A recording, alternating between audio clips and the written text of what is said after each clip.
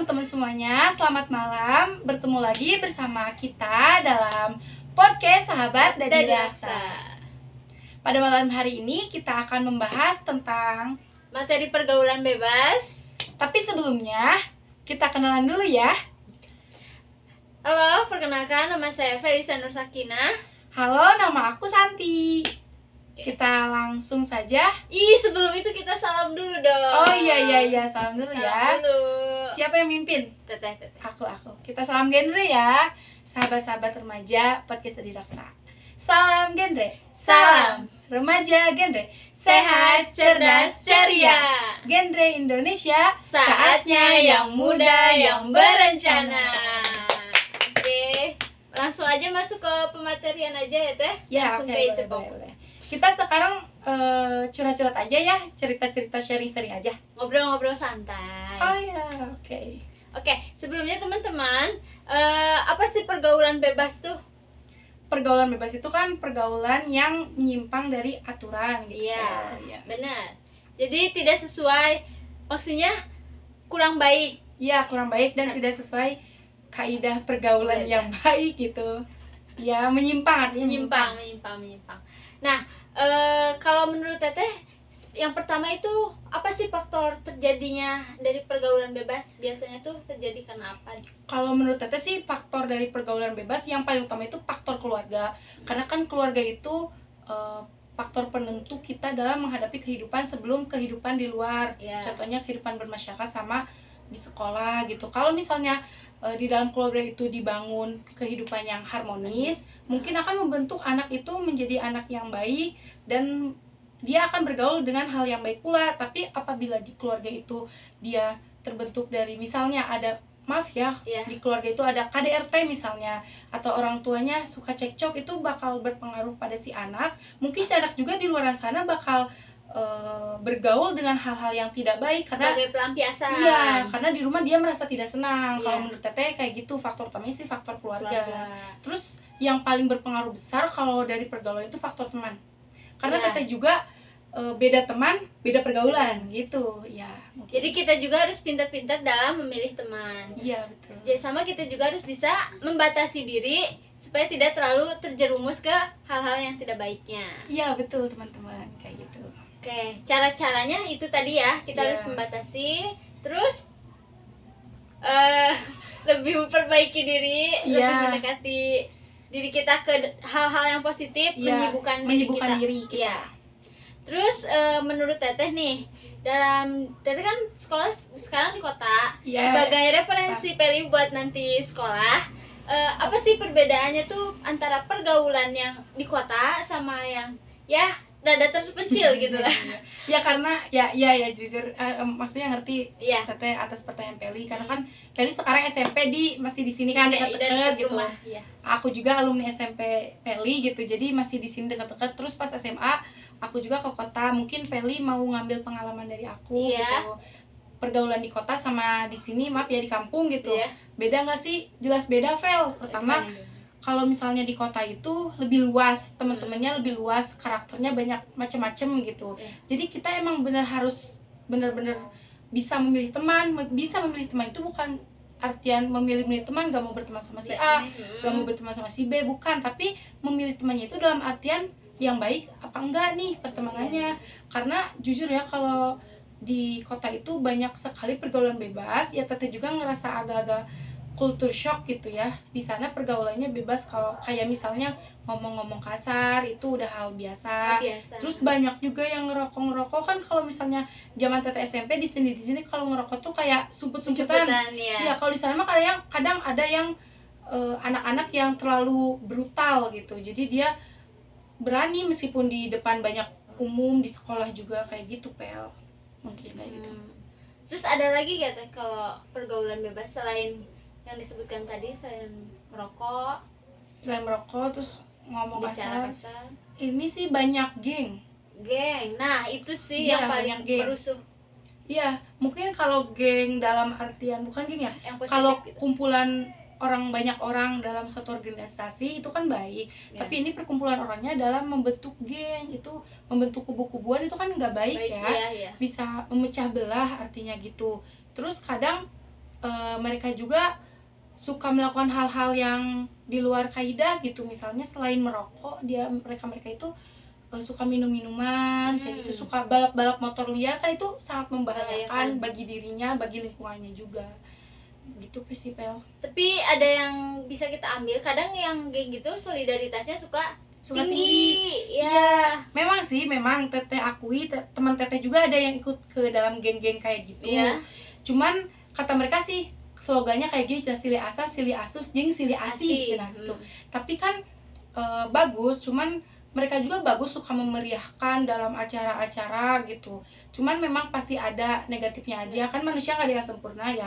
Nah intinya mah kalau misalnya kita mau ikut dalam kayak gitu perkumpulan-perkumpulan, kita harus bisa menyaring lah perkumpulan itu yang baiknya buat kita apa, berarti kita ikuti. Kalau misalnya yang kurang baiknya berarti kita jangan ikut-ikuti. Misalnya nih teteh Peli misalnya sama si A si B punya perkumpulan nih, nanti yang baiknya kita misalnya sering ngaji, terus sering diskusi, belajar bareng, itu nggak apa-apa kita ikuti. Tapi suatu saat misalnya ada acara hajatan, kita ikut joget-joget sambil minum, nah itu seenggaknya kita jangan ikut gitu, dan kita mengingatkan teman.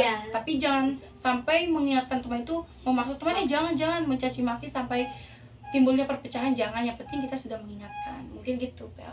Oke, jadi bisa kita ambil lah positifnya dari geng gitu. Cuma kita harus memilih juga, membatasi diri intinya. Terus menurut teteh, hal-hal apa sih yang perlu kita siapkan dalam menghadapi nanti pergaulan bebas sesuai dengan umur kita yang bertambah nanti menjadi dewasa ataupun remaja? Yang pertama sih siap mental ya Pel. Terus harus siap mental itu dalam artian maksudnya kita harus berpikir dewasa. Dewasa, kita harus bisa membedakan mana pergaulan yang baik, mana pergaulan yang gak baik, yang mana kita harus ikuti, yang mana kita harus tinggalkan gitu. Jadi kita harus membatasi diri, menyaring, terus carilah pertemanan yang berkualitas Pel. Karena kan semakin bertemannya dewasa, masa kita mau main-main aja gitu, pertemanan yang mau nongkrong-nongkrong gak jelas, mending kita nongkrong-nongkrong yang bermanfaat, berfaedah gitu. Ya paling gitu sih Pel, kesiapannya yang perlu disiapkan, mental dan kita kepribadian kita harus cara menghadapinya. Cara menghadapinya. Terus kita harus tetap pada diri kita gak boleh mudah terjerumus gitu. Oke, dari menurut Teteh nih, pergaulan yang baik itu yang gimana? Pergaulan yang enggak baik itu yang gimana? Kalau menurut Teteh, pergaulan yang baik itu yang banyak melakukan hal-hal positif. Meskipun memakan banyak waktu, tapi sifatnya positif, itu disebut pergaulan yang baik kata Teteh. Misalnya ya, ikut-ikut organisasi, eskul, terus misalnya mengembangkan bakat kita nih, kita suka apa, suka olahraga bidang apa, voli, boleh kita ikut klub voli, kita suka futsal, boleh kita ikut futsal gitu, kita suka apalagi renang, kita boleh renang, itu kan lebih positif. Suka ngegambar bisa dikembangkan, mau kita suka model-model, boleh masuk model-model fotografer gitu. Nah mungkin kalau pergaulan yang baik itu ya pergaulan yang dapat membuat kita makin kreatif, makin berkualitas, lebih baik gitu. Kalau misalnya pergaulan yang buruk, intinya pergaulan yang buruk mah yang merugikan kita gitu, nggak akan bermanfaat untuk masa depan kita. Nah itu menjadi kendala juga ya buat di remaja, tentang tadi lebih mengembangkan diri. Untuk di organisasi susah banget itu buat mengundang para remajanya. Tetapi kalau di hal-hal yang negatifnya seperti main-main, boleh main-main. Cuma remaja sekarang tuh lebih tertarik pada hal-hal yang mungkin lagi masa pencarian jati diri. Jadi harus benar-benar bisa membatasi diri. Sebagai remaja, emang kita kan remaja. Nih, dari udah dipanjang-panjang tadi, contoh kasusnya dari pergaulan bebas tuh gimana? Berdasarkan pengalaman Teteh. Iya. Kalau misalnya pengalaman Teteh sih, Teteh alhamdulillah mungkin nggak terjerumus ke pergaulan bebas. Jangan dong. Jangan ya. Maksudnya sampai saat ini alhamdulillah belum, dan semoga tidak akan gitu. Cuman ada pengalaman temen Teteh gitu yang masuk ke pergaulan bebas. Awalnya sih pacaran, terus mungkin pacarannya lebih ya gitu, jadinya teh berujungnya ke seks bebas gitu. Itu kan lebarnya gitu. Tadinya dia tuh aktif organisasi, bahkan dia pinter gitu, pinter eskulnya jago, suka ikut lomba-lomba. Bahkan gak nyangka orang yang kayak gitu aja bisa ngelakuin pergaulan. Itu SMP-nya di kampung di kita. sekarang pas ke kota dia mungkin pergaulannya bebas, terus kurang membatasi dirinya. Terus setahu teteh ya, dia itu dari keluarganya emang keluarganya maaf ya broken home itu. Nah jadi dia mungkin di luar terlalu bebas ya, sampai akhirnya melakukan seks bebas itu, sampai sekarang hamil, sekarang udah punya anak gitu kan. Jadi cita-citanya tertunda gitu. Nah itu yang teteh lebarin sih, tertunda, bahkan bisa dilanjut apa enggak? Iya, nggak tahu kan. Makanya kita sebagai remaja emang harus membatasi diri, pintar-pintar nyari pergaulan. Boleh kita berteman dengan siapa saja, boleh nyari pengalaman, boleh. Yang penting mah kita ya bisa membedakan aja, bisa menyaring. Itu mungkin itu pengalaman teteh yang teman teteh yang terjerumus ke pergaulan bebas. Terus ada juga yang lainnya yang itu yang ikut geng-geng itu juga ada salah satu lah teman atau beberapa orang teman teteh yang ikut geng-geng kayak gitu. Cuman ya mungkin mereka juga ada positifnya, ya ada negatifnya juga. Ada nggak yang terjerumus kayak ke obat-obatan? Kan itu Bu dampaknya buruk banget, bisa jadi kecanduan. Ya kalau misalnya obat-obatan narkoba, kalau teman-teman teteh belum pernah denger sih, nggak tahu teteh ya, belum nemu temen yang terjerumus ke narkoba, karena kan teteh pergaulannya pergaulan sehat. Jadi nggak tahu juga gitu. Paling ya cuma lihat-lihat yang ngerokok aja sama minum-minum sama kumpul-kumpul geng-geng motor-motor kayak gitu doang pel. Jadi dampak dari pergaulan bebas itu kita bisa aja putus sekolah ya, masa depannya suram, gagal cita-cita tertunda, terus KTD juga, iya, kehamilan tidak diinginkan itu akibat seks bebas ya bisa. Terus sama kalau misalnya udah terlanjur hamil gitu, terus nikah, nah itu bisa jadi ada perceraian pel, karena kan usianya belum matang. Jadi banyak perpecahan gitulah, pasti pendapatnya kurang dewasa gitu. Kalau misalnya dalam keluarga masih kecil udah berkeluarga, masih anak kok punya anak.